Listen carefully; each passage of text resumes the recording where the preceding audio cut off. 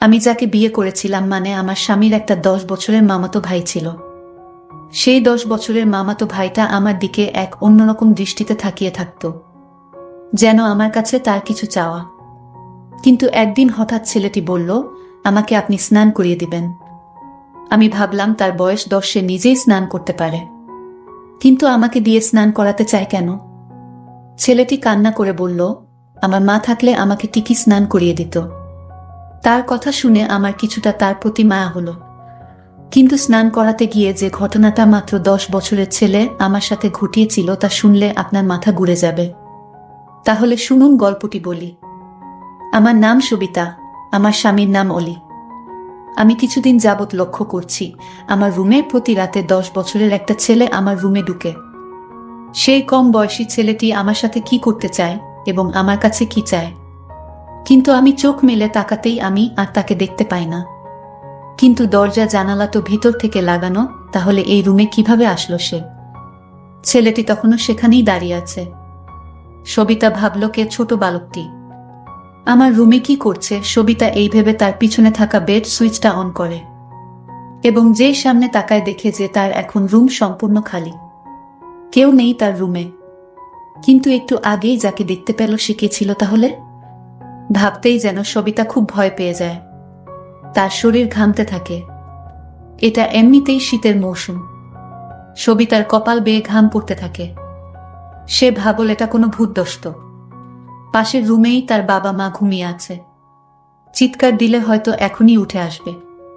কিন্তু সবচেয়ে বড় কথা হচ্ছে, এটা যদি আমার বিভ্রান্তি হয়ে থাকে তাহলে সবাই আমাকে নিয়ে উপহাস করবে। কেননা আমি একজন ডাক্তার। তার কাছে ভূত বলতে কিছুই নেই এখানকার যুগে। আর মাত্র কয়েকদিন পর সে নিজেই নিজের হবু স্বামী অলির সাথে একটা ছোট্ট ক্লিনিক খুলতে যাচ্ছে। অলি নিজেও একজন ডাক্তার। তাদের প্রেম 2 বছর আগে শুরু হয়েছে, যখন তারা মেডিকেলে সেকেন্ড ইয়ার এ পড়ে। সবিতা পড়াশোনায় খুবই তীক্ষ্ণ মেধা সম্পন্ন ছিল, কিন্তু ক্লাসের বাহিরে সে কারোর সাথে একটা কথাও বলতো না। সবসময় যেন মন মরা হয়ে থাকত। কিন্তু অলি মনে মনে সবিতাকে খুব ভালোবাসত। যদিও অনেকবার সবিতা অলিকে রিজেক্ট করে দিয়েছিল, কিন্তু অলি ও ছিল নাছোড়বান্দা। সবিতাকে ভালোই ভেসেই যাচ্ছিল। ফলশ্রুতিতে সব গল্পের শেষের মতো একসময় সবিতা অলির কাছে হেরে যায়। এদিকে বর্তমানে সবিতা রুমে কাউকে না পেয়ে কিছুটা হতভম্ব হয়ে যায়। তাই এতক্ষণ ভাবনার জগতে ডুবেছিল। তার ভাবনার বিচ্ছেদ ঘটে একটা অদ্ভুত রকমের বিড়ালের আওয়াজ। বলে রাখা ভালো, এই বিড়ালটা 10 বছরের ছেলেটি আমার রুমে বিড়াল ছেড়ে দিয়েছিল, আমাকে হয়তো ভয় দেখানোর জন্য। এর মাধ্যমে ঘাড় ঘুরিয়ে একটু নিচে তাকাতেই দেখল কালো রঙের একটা বিড়াল সবিতার দিকে তাকিয়ে আছে। সবিতা বুঝতে পারছিল কিছুটা এটা 10 বছরের ছেলের কাজ, কিন্তু কেন সে আমার সাথে এরকম ভয় দেখানোর চেষ্টা করে? অবশ্যই এর পিছনে কোনো রহস্য আছে। আমি ভয় পেয়ে গেলাম বিড়ালটি দেখে। আমি ভয় পেয়ে দৌড়ে মা বাবাকে পাওয়ায় 2 হাত দিয়ে জড়িয়ে ধরি আমি। মা কি হয়েছে জানতে চাইলে আমি সবকিছু বলি। মা বাবা দুইজনই সবিতার রুম দেখার জন্য আসে, কিন্তু তারা সেই ছেলেটি কিংবা সেই বিড়ালটি কোনোটিকে খুঁজে পায় না। জানালাও লাগানো। তাই তারা এক প্রকার নিশ্চিত হয়ে যায় যে তাদের মেয়ে দুঃস্বপ্ন দেখেছে। মা বাবা আমাকে বুঝিয়ে চলে গেল। রুমে শুধু বসে রইলাম আমি। চারদিকে আবার নিজের 2 চোখ বুলিয়ে নিল। মন দিয়ে সবকিছু দেখতে লাগলো। সবিতা নিজেও বুঝে নিল যে এটা শুধু তার দুঃস্বপ্ন ছাড়া কিছুই ছিল না। তাই সে নির্বিঘ্নে আবার শুয়ে পড়ল। পরের দিন সকালে সবিতার ঘুম ভাঙল অলি এর ফোনে। এটা যেন এখন রুটিন হয়ে গেছে। রোজ সকালে সবিতার ঘুম ভাঙানোর দায়িত্বটা যেন অলি নিজেই নিয়েছে। সবিতা পাশে থাকা ফোনটা তুলতেই অলি বলতে লাগলো, কি করো তুমি? এই তো বিছানায় শুয়ে শুয়ে চাঁদ দেখি। এই তোমাদের বাসার ছাদ ফুটো হয়ে গেছে নাকি? না হলে বিছানায় বসে চাঁদ কিভাবে দেখো? আরে বোকা, আমি তো মজা করেছি। তাছাড়া এই দিনের বেলায় চাঁদ কোথায় পাবো আমি? ওহ তাই তো, থাক আর হাসতে হবে না। কি বলবে বলো, আমার ফ্রেশ হতে হবে। চলো না আজ আমরা দেখা করি। কতদিন হয়ে গেল দেখা করি না। দেখা হলে গল্প করতে পারবো, মনটা হালকা হবে। শুধু ফোনে কথা বলে সময় পার করে দিই।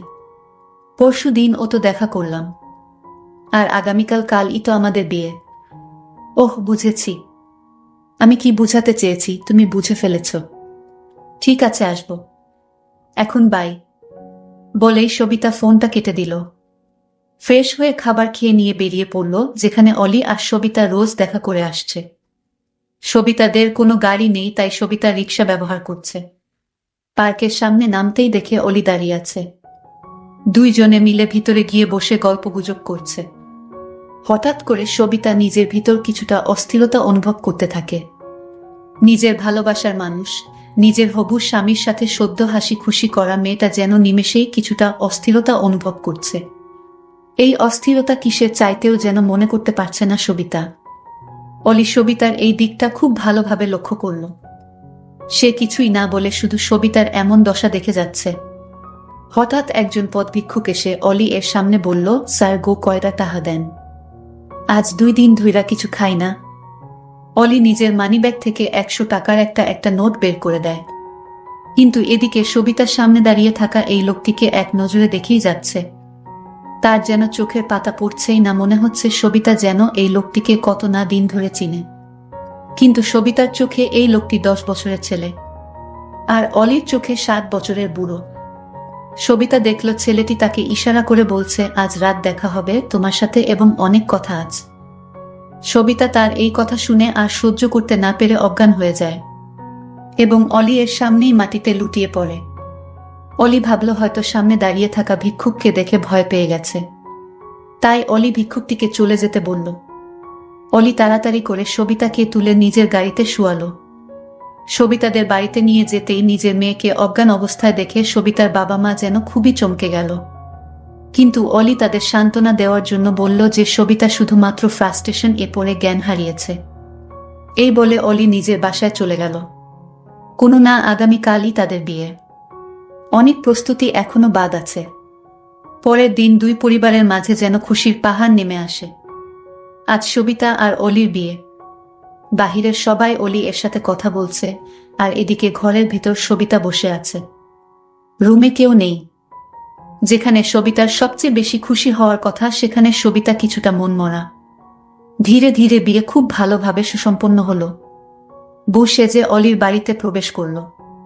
অলির একটা মামাতো ভাই ছিল, তার বয়স 10 বছর, দেখতে অনেক সুন্দর। ছেলেটির নাম রবিন। অলির মামাতো ভাইয়ের মা বাবা ছোটবেলায় মারা যায়। তার আর আপন বলতে পৃথিবীতে কেউ ছিল না।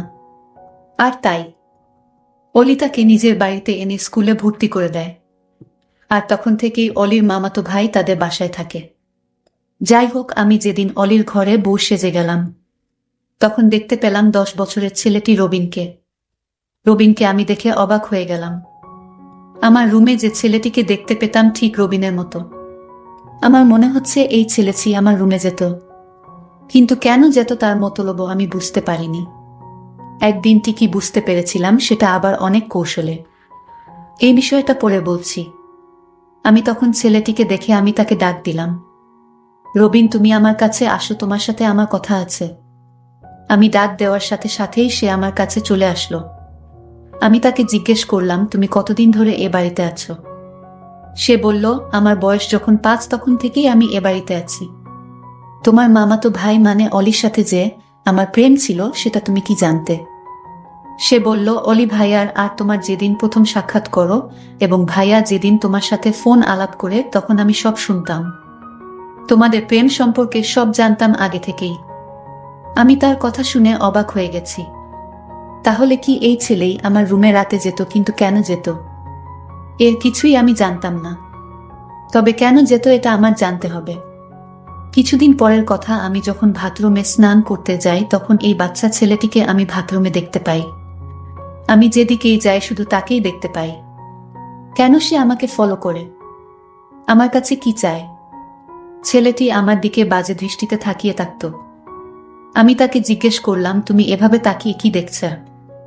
সে বলল, আমি কিছুই দেখি না, তবে তোমার প্রতি আমার কেন এত মায়া লাগে জানি না। আমার ইচ্ছা করে 24 ঘন্টা তোমার দিকে তাকিয়ে থাকি। আমি বললাম, কি বলছো তুমি? তোমার কি মাথা ঠিক আছে? সে বলল, আমার মাথা ঠিকই ঠিক আছে, তোমার মাথায় সমস্যা আছে। আমি তার প্রতিটি কথা শুনে আমার অবাক লাগতো। সে আমার সাথে অদ্ভুত অদ্ভুত কথা বলতো, যেটা বড় মানুষও বলতে পারত না। বিয়ের প্রায় আমাদের 6 মাস হয়ে গেল। এইদিকে আমার স্বামী আমাকে বলল, আমাদের একটা ক্লিনিক রেখেছিলাম, সেই বিষয়ে কথা বলতে বা কনফার্ম করতে তার ঢাকা যেতে হবে কিছুদিনের জন্য। পরের দিন আমার স্বামী চলে গেল ঢাকায়। আমি বাসায় একা। আমার শ্বশুর বাড়িতে ছিল শুধু। আমার শাশুড়ি মা অনেক আগেই মারা গিয়েছিল। তারপর রাতের খাবার খেয়ে আমি আমার রুমে ঘুমাতে গেলাম। রাতের মাঝামাঝি সময় আমার ঘরে আমি কারো হাঁটার শব্দ শুনতে পেলাম এবং আমি আমার নিজের বাড়িতে যে বিড়ালটা ছিল সেই বিড়ালটা আমার রুমে দেখতে পাইলাম। আমি ভয় পেয়ে কান্না করতে লাগলাম। হঠাৎ করে দরজাটা খুলে 10 বছরের ছেলেটি আমার কাছে এসে বলল, কি হয়েছে? আপনার কোনো সমস্যা হয়েছে কি আপনার? আমি বললাম, আমাদের বাড়িতে এই বিড়ালটাকে আমি দেখতে পেতাম, কিন্তু আজ দেখি আমার বাড়িতেও এই বিড়ালটা দেখতে পেলাম। আর তাছাড়া আরও একটি কথা হলো, তোমাকে আমি বলিনি এখনো। ঠিক তোমার মতো একটা ছেলেকে দেখতে পেতাম প্রতি রাতে আমার রুমে, কিভাবে আসতো আমি জানি না। তখন সে আমাকে বলল, এটা আপনার মনের ভুল, আপনি মনে হয় দুঃস্বপ্ন দেখেছেন। আমি বললাম, না, আমি এটা বাস্তবে দেখেছি। সে আমার কথা কিছুতেই বিশ্বাস করল না। এরপরের দিন আমি স্নান করতে গেলাম, তখন ছেলেটি আমাকে বলল, আমার একটা কথা লাগবে। আমি বললাম, কি কথা? সে বলল, আমার মা আমাকে গোসল করিয়ে দিত, নিজ হাতে খেয়ে দিত। আমি আজ 4 বছর যাবৎ সেই স্নেহ থেকে বঞ্চিত। তাই যদি আপনি কিছু মনে না করলে আমাকে আপনি স্নান করিয়ে দিবেন এবং নিজ হাতে ভাতও খাওয়াইয়া দিবেন। আমি তার কথা শুনে অবাক হয়ে গেছি। আমি তখন তাকে সান্ত্বনা দিয়ে বললাম, আরে বোকা, তখন তো তুমি ছোট ছিলে, আর এখন তো তুমি বড় হয়েছ। এখন তুমি নিজে নিজে স্নান করতে শিখেছ, নিজ হাতে খাইতে শিখেছ। এখন তো তুমি বড় হয়েছ।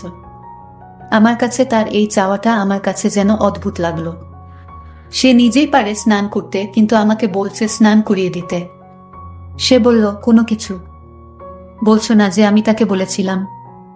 আমি বলেছিলাম, তুমি আমার ছেলে না, আর তাই আমি তোমাকে স্নান করিয়ে দিতে পারবো না। হঠাৎ লক্ষ্য করলাম ছেলেটির চোখ দিয়ে পানি জল জল করে পড়ছে, কান্না করছে, আর আমাকে বলতে লাগলো, বড়দের কাছ থেকে শুনেছি ভাবি হচ্ছে মায়ের সমতুল্য। তাহলে তুমি আমাকে কেন স্নান করাতে পারবে না আর নিজ হাতে ভাত খাওয়াতে পারবে না? আমি তার কথা শুনে বারবার অবাক হচ্ছি। বলে কি ছেলেটা? আমি তাকে বলছি, ঠিক আছে, আমি তোমার সব কথা শুনবো, তার আগে তোমার এক সত্যি কথা বলতে হবে। সে বলল, আমি কোনোদিন কারো সাথে মিথ্যা কথা বলিনি আর বলবো না। আপনি বলেন, কি বলবেন? তখন আমি তাকে জিজ্ঞেস করেছিলাম, আমার বাড়িতে রাতে তুমি কি আমার ঘরে এই বিড়ালটি ছেড়ে দিতে এবং তুমি কি আমার রুমে যেতে? তখন সে বলল, আমিই যেতাম। তার এই কথাটা শোনার পর আমার সারা শরীর ভয়ে কাঁপতে লাগলো। মাত্র 10 বছরের ছেলেটি কিভাবে আমার রুমে গেল? আমি তাকে আবার জিজ্ঞেস করলাম, কেন যেতে আমাদের বাড়িতে? তখন সে বলল, আগে আমাকে স্নান করিয়ে দাও, তারপর বলছি। তার আগে আমি কিছুই বলবো না। তার একটাই কথা, তাকে স্নান করিয়ে দিতে হবে। আমি তাকে সন্দেহ করতে লাগলাম আর ভয়ও করতাম, কারণ তার যে কোনো উদ্দেশ্য আছে। আমি মনে মনে একটা সিদ্ধান্ত নিলাম তাকে পরীক্ষা করার জন্য। আমি তার মনের উদ্দেশ্যটা জানার জন্য আমি তাকে স্নান করাতে রাজি হলাম। আমি তাকে স্নান করাতে নিয়ে গেলাম। স্নান করার সময় সে কান্না করতে লাগলো আর বলতে লাগলো, আমার মা বেঁচে থাকলে হয়তো তোমার মতো এভাবেই স্নান করিয়ে দিত। 10 বছরের সেই ছেলের কথা শুনে আমি অবাক হতাম। ঠিক আছে, আজ তো তোমায় স্নান করিয়ে দিলাম, তোমার কথা রাখলাম। এখন বলো, এই বিড়াল এবং আমার ঘরে তুমি কিভাবে যেতে? তখন সে যে কথাটা বলল তা শুনে আমার মনে হলো আমার দম বন্ধ হয়ে আসছে। সে বলল, আমার মা মারা যাওয়ার পর আমি আমার মায়ের জন্য কান্না করতাম। আমি আমার মাকে কিছুতেই ভুলতে পারতাম না। আমার মায়ের মুখখানা সবসময় চোখে ভেসে উঠত। আমার রাতে ঘুম আসতো না। আমি মামার কোনো কথা শুনতাম না। আমি এদিক সেদিক চলে যেতাম। তখন মামা আমাকে একজন সাধু বাবার কাছে নিয়ে চলে। সাধু বাবা আমায় দেখে বলল, এই ছেলের তার মায়ের জন্য পাগল। সে যদি তার মাকে দেখতে না পায় তাহলে কিছুদিনের ভিতরে পাগল হয়ে যাবে।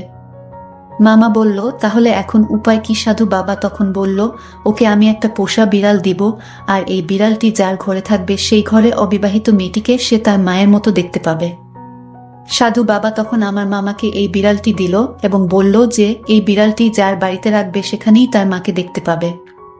মামা তখন এই বিড়ালটি দিয়ে আমায় বলল, আমার সন্তান মানে আমার মামাতো ভাই যাকে বিয়ে করব তার বাড়িতে রেখে আসো। আমি তাই করলাম। এরপর থেকে আপনারা দেখতে মায়ের মতো লাগে। তাই আপনাকে দেখার জন্য আপনার রুমে যেতাম, কারণ আপনি তখন আমার চোখে মায়ের মতো হয়ে গিয়েছিলেন। তাই আপনার মায়া আমি কিছুতেই ভুলতে পারিনি। আর মায়ের কিছুটা অভাব পূরণ করার জন্য আমার মামাতো ভাই আপনাকে বিয়ে করে। কারণ গুণী লোকেরা বলতো ভাবি মায়ের মতোই হয়। আর তাই আপনাকে এ বাড়িতে বিয়ে করে আনা হয়েছে। হয়তো এই সম্পূর্ণ প্ল্যান মামার ছিল, শুধু আমাকে ভালো রাখার জন্য। আমি তার কথা শুনে অবাক হয়ে গেলাম এবং তাকে আমি মায়ের মতো স্নেহ করা শুরু করলাম। বন্ধুরা, গল্পটি কেমন লাগলো তা কমেন্ট করে জানাতে ভুলবেন না। সবাই ভালো থাকবেন। ধন্যবাদ।